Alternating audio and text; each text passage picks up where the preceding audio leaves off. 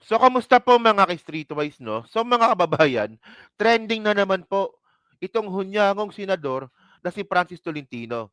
Kasi po, siya po yung pinaka main author ng Senate bill para maging Pilipino ang isang Chinese na sinasabing di umano ay sangkot sa Pogo. Okay. So, ang point natin dito, no? Bakit parang ang bilis? Kasi last year lang po siya nag-apply ng citizenship. So, kasi especially mga streetwise, na okay sana kung malinis yung record eh. Yun nga lang po, sangkot po sa Pogo. Sabi po ni Rizon Teveros, no? So ito basahin natin to ha. Ito nakuha ko to from Impact Leadership, no? Sabi dito, o sponsor pala, no? Tolentino sponsors bill granting Filipino citizenship to Chinese national with alleged Pogo ties, Rizal loan to no vote. Yan. So basahin natin yung yung article po na to. So ito po galing po ito from GMA ko ata nabasa to, no. So sabi dito, Senate passes Philippine citizenship for Chinese despite red flags. Risa raised. Okay, sorry. Okay. The Senate on Monday, Monday no nakarang araw, okay, di ba? Approved the third and final reading, di ba? House Bill number 8839 granting Philippine citizenship to Li Duanwang, a Chinese citizen whom Senator Risa Hontiveros linked to alleged boss of the rated Pogo in Porac, Pampanga. 'Di ba? So, yung nahuli pa lang Pogo dun po sa Porac, 'di ba 2023 ata 'yun, no? Kung di ako nagkakamali. Eh, may kinalaman pala itong si Lee Duanwang, 'di ba? Okay. So, ang tanong dito, 'di ba?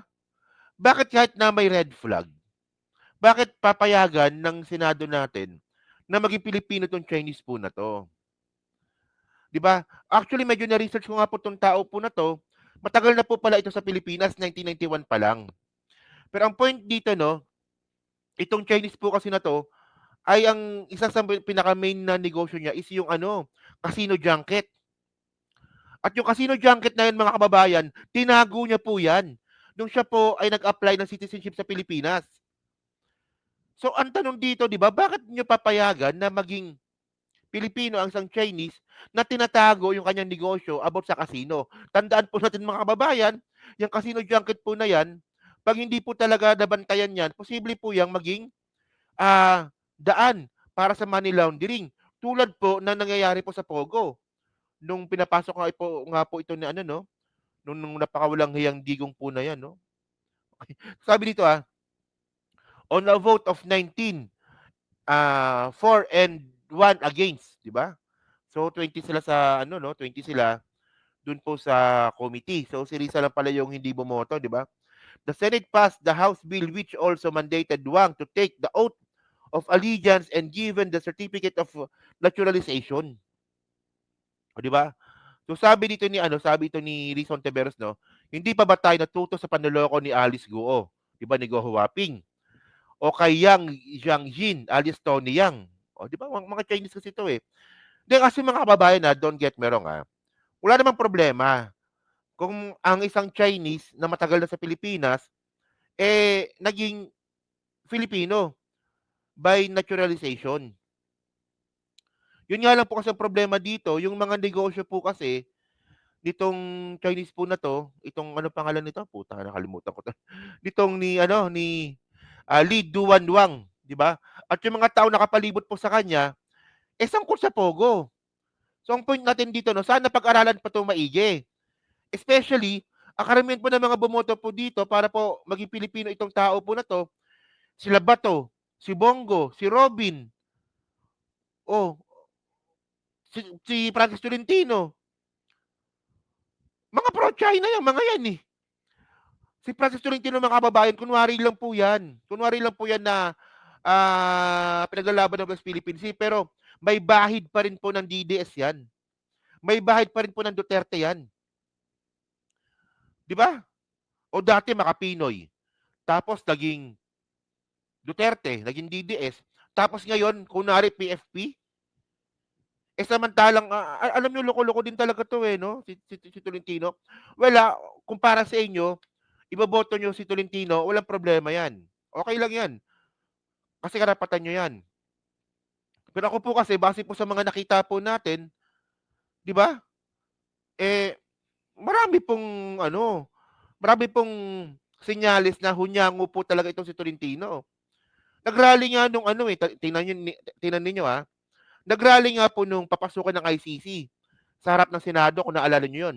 Namigay po ng pagkain si Tolentino do'n po sa mga realista, na mga loyalista.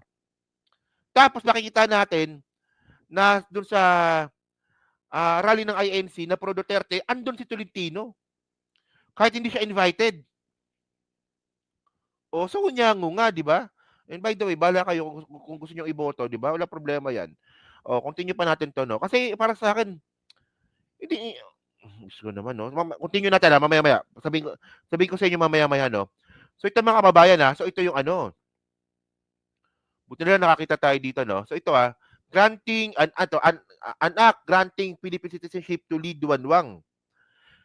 So tingnan niyo, kung anong karapatan ang binigay nila kay Lee Duanwang, Sabi dito, Section 1, Lee Duanwang is hereby granted Philippine citizenship with all the rights, privilege, and prerogatives as well as duties and obligation, 'di ba, appertinent thereto under the Constitution and the law of the Republic of the Philippines, Republic of the Philippines. 'Di ba? Kung ano yung karapatan natin bilang Pilipino at kung anong pribilehiyo meron tayong mga Pilipino, meron din po at magkakaroon din po ito si Lee Duanwang. So ang tanong dito, tinalikuran na po ba talaga ni Lee Duanwang ang kanyang pagiging Chinese?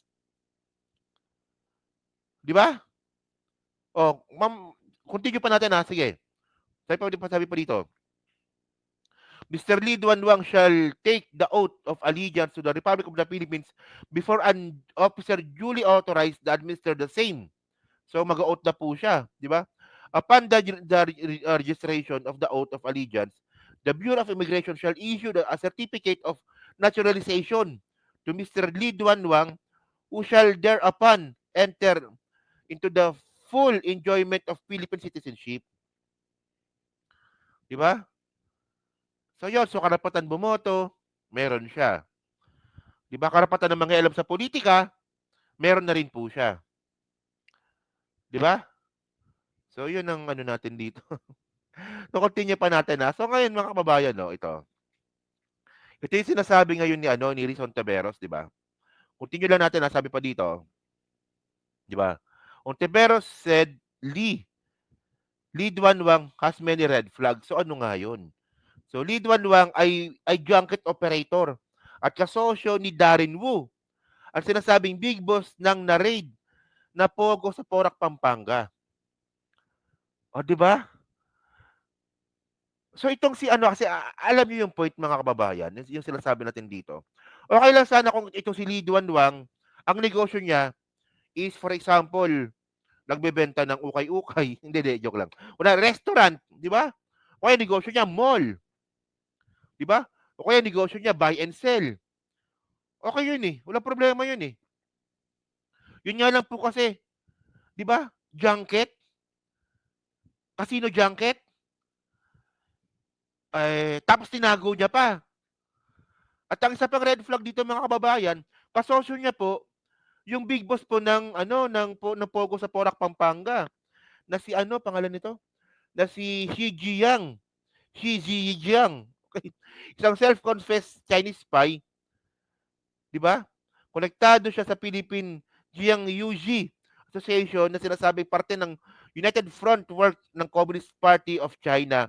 At sa mga opisyal na dokumento ng SEC, nagsinungaling siya at nagpresenta bilang Pilipino as Mark Koong. Oh, kasi ang point ko dito, mga kababayan, sino ba yung nakilala kong na neutralize? Si Kulas, 'di ba? Si Kulas, 'di ba? Yung Canadian. Oh, 'di ba yung Canadian, mga kababayan, si Kulas, 'di ba yung Becoming Filipino? So malinis po yung record noon. Ito kasi, itong Chinese po na 'to, sangkot yung kasosyo niya sa negosyo, sangkot sa Pogo. Tapos konektado sa casino junket na tinago niya sa pangalang Pilipino. Na kunwari siyang Pilipino. So may red flag dito. And then mga kababayan 'no, meron ditong ano, meron ditong video si Rizon Tiveros. So ito panoorin niyo 'to siguro mga 3 minutes na siguro panoorin natin dito 'no. Sige, tingnan niyo 'to. Citizen while applying to become one. Both facts Correct. cannot be true at the same time. This clear lie already suggests bad faith on the part of the applicant. But there is more. My office asked the Securities and Exchange Commission to do a reverse search of the names Mark Ong and Wang Liduan at ito po yung lumabas. Of this list, 2 corporations jump out. Ito ay yung Avia International Club Incorporated and Powergate Infinity Holdings Corporation. Tama po ba, Mr. President, na kung ikaw ay nag-a-apply na maging Filipino citizen, ay hindi ka pa Filipino citizen, Mr. President? You're correct that you should not indicate that you're still not yet a Filipino citizen. Now, in the Articles of Incorporation and Bylaws of Avia International Club, Mr. Wang, identifying as Mark Ong, actually represented himself to be a Filipino citizen. Diba? How do we know that this is the same Mark Ong as the one applying for Filipino citizenship now before the Senate? May overlapping incorporators sila. And itong si Justin na nakapangalan sa Articles of Incorporation is likely the same son who appeared in the committee hearing as Justin Wang to support his application. But even more glaringly, Mr. President, Mark Ong and Wang Liduan also seem to have similar signatures. We do not even need to go to the other. Ano, 'di ba? Maraming maraming red flag eh. So ang tanong ko dito, napag-aralan ba 'to talaga ng mga senador natin? Especially si Francis Tolentino? 'Di ba may kasi mga kababayan 'di ba? Ulitin ko lang sinabi ko, okey lang ang isang Chinese ay maging Pilipino due to naturalization, walang problema 'yon. 'Yun nga lang kasi dapat walang red flag, 'di ba? Eh, may mga red flag po ito, eh. O na kunwaring Pilipino, nag-apply ng negosyo kunwari Pilipino. Oh, kita niyo 'di ba? So dun palang may panloloko na. Facts, Mr. President. You cannot be a Filipino citizen while applying to become one. Both facts cannot be true at the same time. This clear lie already suggests bad faith on the part of the applicant. But there Correct. Dapat kasi kapag mag-a-apply ka ng naturalization, dapat meron kang good faith, 'di ba? is more. We were very interested in this Avia International Club, and in the inquiries we made, we found to our great surprise that Avia International Club is associated with Yatay Spa, which is connected to self-confessed spy Shi Zhejiang. They actually share one building space, Mr. President. And actually, we've heard from some sources that Yatay claims that Avia Club is its subsidiary. Hindi po ba ito nakapagtataka, Mr. President, o nagbibigay man lang ng dahilan para magsiyasat? There was an application filed with the Securities and Exchange Commission, and apparently, admittedly, the one who signed is now our applicant, but the answer given was that these were all prepared by the accountant, so he was just asked to sign, Mr. President. Tama, nagpapalusot na naman itong si Tolentino eh. Mag-a-apply ka ng citizenship tapos, 'di ba? Nagpapalusot na naman 'tong mga kababayan. 'Di ba? Inadvertence made here on the part of the applicant, who was then an incorporator, was the failure to understand the contents of what was signed. As to the second, Kita nyo, 'di ba nagpapalusot na lang tong si Tolentino. Actually Tolentino, chairman ka ng committee na 'yan, hindi ka abogado ng applicant. 'Di ba? Nagiging abogado ka ng aplikante eh. Imbis na ikaw yung magde-decide kung bibigyan ba ng ng citizenship ang isang Chinese na gusto maging Pilipino, nagiging abogado ka dito. Parehas nga ng pirma eh. Tapos sasabihin mo, yung, yung gumawa ng application sa SEC, secretary ng applicant, parang, Diyos ko naman, Francis naman. Question. Well, okay na yan, no? So, at least you get the point. Di ba? Yung sa akin lang, trabaho ng mga senador to eh. Pero sana, hindi po ako convinced. Especially na ang tao pong gusto maging Pilipino ay sangkot sa Pogo. Di ba? At saka bakit ngayon na siya nag-apply? 1991 pa pala siya nandito. O, di ba? So, ewan ko lang, no? So, yeah. Ayun mga kababayan, no? So, actually, meron pa ditong last slide dito, no? Pakita ko sa inyo. Na ang mga nag-approve pala nito, ito. Tignan nyo naman, oh. Francis Tolentino, Bato de la Rosa, Bongo, Robin Padilla, Joel Villanueva. Si Chis Escudero nandito. Ewan ko bakit nandyan yan, no? Ewan ba, no? So, yun mga kababayan, no? So, kayo po, no? Kayo ba, para ba sa inyo? Di ba, pabor ba kayo dito sa ginawa nga po ni Francis Tolentino na bigyan po ng naturalization bilang Pilipino ang isang tao na sinasabi po na alleged na sangkot po sa Pogo? So, comment lang po sa baba at binabasa ko pong lahat yan. At syempre, dyan din po sa Team Replay, pa-like, pa-subscribe. At kung di naman kalubisan, pa-share na rin po ng video po na to. So, hanggang sa muli po, kita na lang ulit tayo sa susunod nating content. So, thank you, salamat, and bye-bye.